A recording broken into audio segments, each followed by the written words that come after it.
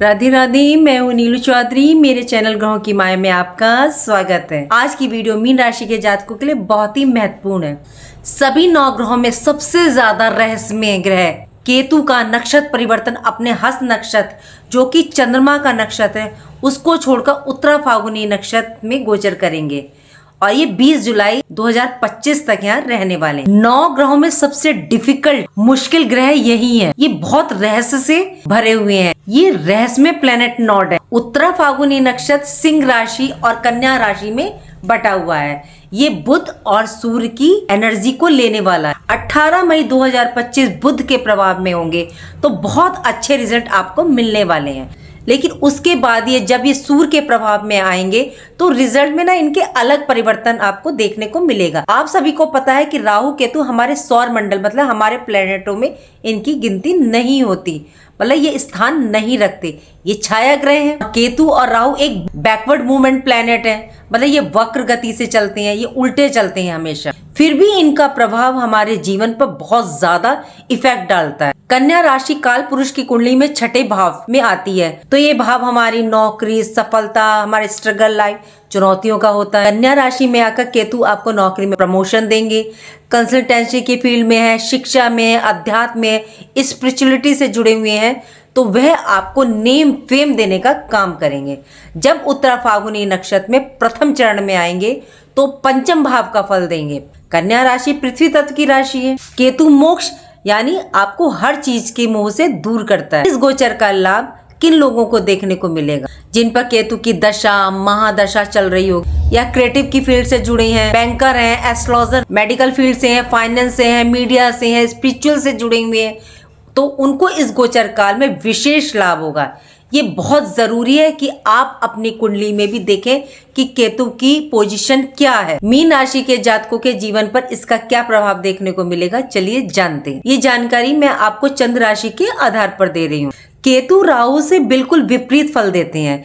ज्योतिष शास्त्र में केतु को शुभ ग्रह माना जाता है। केतु का अर्थ है ऊंचाई, आपको बुलंदियों तक ले जाना, और ये आपको बुलंदियों तक पहुंचाने की ताकत भी रखता है। लेकिन केतु और ग्रह में एक अंतर है कि राहु जिस प्लेनेट के साथ बैठ जाता है उसको अपने जैसा बना लेता है, लेकिन केतु जिस प्लेनेट के साथ बैठता है तो वो उसके जैसा हो जाता है। केतु जिस भाव में बैठते हैं उस भाव से संबंधित चीजों से अब वो आपको डिटैच करवा देते हैं। केतु मोक्ष का कारक माना गया है, आकस्मिक घटनाओं का कारक माना जाता है। केतु त्याग के, डिटैचमेंट, अलगाव के कारक होते हैं। केतु आध्यात्मिक धर्म कर्म के कारक होते हैं। जिनकी पत्री में गुरु का केतु से संबंध या शुक्र केतु का संबंध या गोचर में या गुरु शुक्र की राशि में गोचर कर रहे हैं या दृष्टि केतु पर पड़ रही होगी, वह जीवन में सब कुछ प्राप्त करते हैं। जिनके पाने की इच्छा होती है वो आपकी पूर्ण होती है। जब केतु अशुभ अवस्था में होते हैं तो काफी परेशानियों का सामना करना पड़ता है। अब आप पहचानेंगे कैसे कि केतु आपको अशुभ रिजल्ट दे रहे हैं या केतु अशुभ अवस्था में है? तो आपको स्किन, चर्म रोग समस्या, यूरिन इन्फेक्शन या आपकी बीमारी जो डॉक्टर को समझ में ही नहीं आई लेकिन आप फिर भी उससे बहुत परेशान हो रहे हैं, मतलब डॉक्टर की समझ में ही नहीं आएगी। संतान उत्पत्ति में बाधा, नसों में प्रॉब्लम, सिर के बाल ना होना, रीढ़ की हड्डी में प्रॉब्लम, ये सब अशुभ केतु के लक्षण है। या बॉडी के किसी भी पार्ट में औजार का लगना, ऑपरेशन होना। इसलिए तो कहा जाता है कि कभी भी केतु महादशा दशा में हो तो ध्यान रखिए कि उस दौरान ऑपरेशन बहुत कम करवाएं। वो ज्यादातर बिगड़ा हुआ देखा जाता है ऑपरेशन, मतलब उसमें कोई ना कोई परेशानी रह ही जाती है। कुत्ते का काटना, सर्प का काटना, किसी दवाई का आपको रिएक्शन हो जाना, ये सब अशुभ केतु के लक्षण है। केतु पुत्र प्राप्ति के भी कारक। अशुभ केतु आपको बुढ़ापे में वृद्धा आश्रम में समय निकलवाता है, मतलब आपके बच्चे आपसे अलग हो जाते हैं। अपनी संतान का सुख प्राप्त नहीं होता, नौकरी का लंबे समय तक ना लगना, आपको भलाई ना मिलना या जॉब और कार्य क्षेत्र में आरोप लगना, तो समझ लीजिए आपका केतु डेफिनेटली खराब है, वो आपको खराब रिजल्ट दे रहा है। तो देखिए ये मीन राशि के जातकों की कुंडली है। केतु का गोचर आपकी कुंडली के 7th हाउस सप्तम भाव में। केतु का गोचर 10 नवंबर तक हस्त नक्षत्र में था और अब नक्षत्र परिवर्तन करके उत्तरा फाल्गुनी में गोचर कर रहे हैं। चंद्रमा के नक्षत्र में केतु को जो फल देना चाहिए था वह फल नहीं दे पा रहे थे। क्यों? क्योंकि केतु चंद्रमा के शत्रु हैं और ये शत्रु के नक्षत्र में थे, वहां आपको खराब रिजल्ट देने का काम कर रहे थे। काम में रुकावट, बाधा उत्पन्न पैदा कर रहे थे। 7th हाउस आपके बिजनेस व्यापार का, तो यदि कोई नया बिजनेस शुरू किया होगा तो उसमें ग्रोथ नहीं मिली होगी जितनी मिलनी चाहिए थी। कोई ना कोई रुकावट, बाधा डेफिनेटली जरूर आई होगी।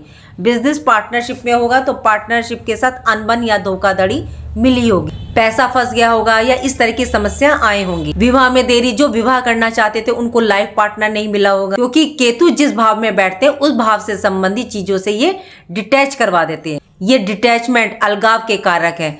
दाम्पत्य जीवन में भी दूरी बनी होगी। 10 नवंबर के बाद से अब आपको सुधार देखने को मिलेगा और आपकी स्थितियां भी बदलेंगी। कन्या नवांश में है जिसके स्वामी बुध मरकरी हैं और बुध केतु के मित्र हैं, तो आपको 7th हाउस सप्तम भाव के शुभ फल आपको प्राप्त होंगे। धन की दृष्टि से इस समय बहुत बेस्ट अच्छा रहेगा। बुध की राशि है, बुध व्यापार के कारक है, तो व्यापार बिजनेस में आपको धन की प्राप्ति होनी शुरू हो जाएगी। केतु अचानक से आपको व्यापार में ऊंचाइयों पर ले जाने की क्षमता रखते हैं। 7th हाउस उनका गोचर है तो आपको व्यापारिक यात्राएं बहुत करवाएंगे, लेकिन आपको अपने लाइफ पार्टनर से दूर जाना पड़ सकता है। विदेश यात्राएं, व्यापारिक यात्राएं इस गोचर काल में आप कर सकते हैं, जिसमें दाम्पत्य सुखों में आपको कमी देखने को मिलेगी, लेकिन सोशल इमेज आपकी बढ़ती हुई दिखेगी और वो काफी अच्छी होगी। इस दौरान इस गोचर काल में आप अकेला एकांत में रहना पसंद करेंगे। किसी का हस्तक्षेप आप अपने कार्य में बिल्कुल पसंद नहीं करेंगे। रोका टोकी तो आपको पसंद ही नहीं आएगी इस दौरान। केतु आपको अध्यात्म, मोक्ष, स्पिरिचुअलिटी से आपको जोड़कर जीवन में आगे ले जाएंगे। केतु की सीधी दृष्टि आपके 1st हाउस लगन पर पड़ेगी। आपकी पर्सनैलिटी, व्यक्तित्व में एक पॉजिटिव सकारात्मक परिवर्तन आएगा। केतु आपको धर्म से, धार्मिक गतिविधियों से जोड़ेगा, के साथ वो आपकी इंट्यूशन पावर को स्ट्रॉन्ग करेगी, आपको मोह माया से दूर करेगी। केतु की देखिए मैं आपको एक विशेषता बता दूं, केतु जिस भाव में बैठा है, अगर आपने उस भाव से संबंधित चीजों से अपने मोह को दूर कर दिया, उस चीजों को आपने छोड़ दिया, मतलब आप उसके पीछे नहीं गए, तो आपको वो चीज केतु 100% देगा और आपको प्रदान करेगा उन चीजों को। आप योगा, मेडिटेशन में इस दौरान काफी रुचि लेंगे। आपके अंदर धैर्य, संतोष की भावना बढ़ेगी इस दौरान, जिसका लाभ आपको अपने जीवन में देखने को मिलेगा। केतु की पंचम दृष्टि आपके एकादश 11वें भाव पर पड़ेगी, तो अभी तक कोई रिजल्ट आपको नहीं मिल रहा था। क्यों?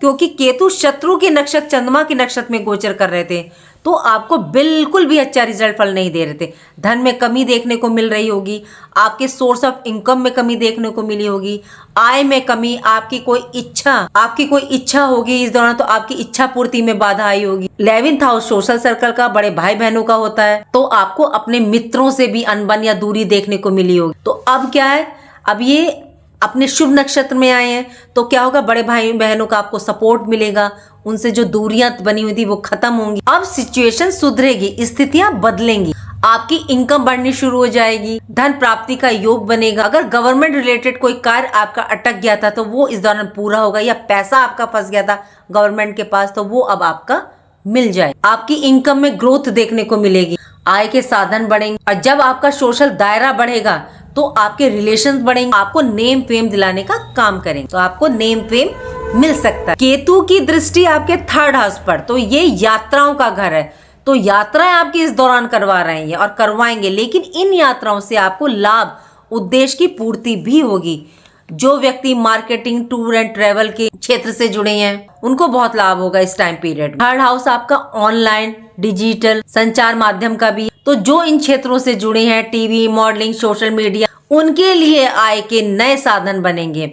राहु और केतु क्योंकि एक छाया ग्रह है और केतु की इंट्यूशन पावर बहुत तेज होती, जो आपके अंदर भी इस दौरान देखी जाएगी। लेकिन आप अपनी कुंडली में ये चेक कीजिएगा कि केतु की पोजीशन क्या है। अगर वो खराब है तो आप उसका उपाय कर लीजिएगा और ये उपाय से ठीक हो जाता है। केतु का नक्षत्र परिवर्तन मीन राशि के लिए पॉजिटिव, सकारात्मक रिजल्ट लेकर के आ रहा है और आपके जीवन में एक नया बदलाव देखने को मिलेगा। देखिए आपको उपाय क्या करना है। केतु का संबंध 2 रंग से होता है, काला और सफेद से, तो आपको 2 रंग का कंबल लेना है, काला सफेद, या तो चेक बनी हुई हो वो आप किसी गरीब को दान कर दें। मछलियों को आटा जरूर जा करके खिलाएं इस दौरान, लेकिन घर की मछलियों को नहीं खिलाना है।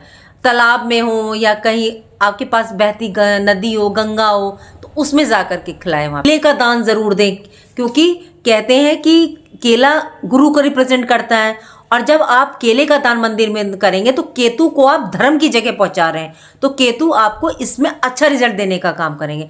और एक इनका संबंध होता है झंडे से, तिकोने वाले झंडे से, जिसमें 3 होता है ना, इस तरह से बना होता है, तो आपको ये झंडा जाके मंदिर के ऊपर लगाना। कहते हैं कि जब जब ये झंडा लहरता है पूरी जिंदगी आपकी लहरती है।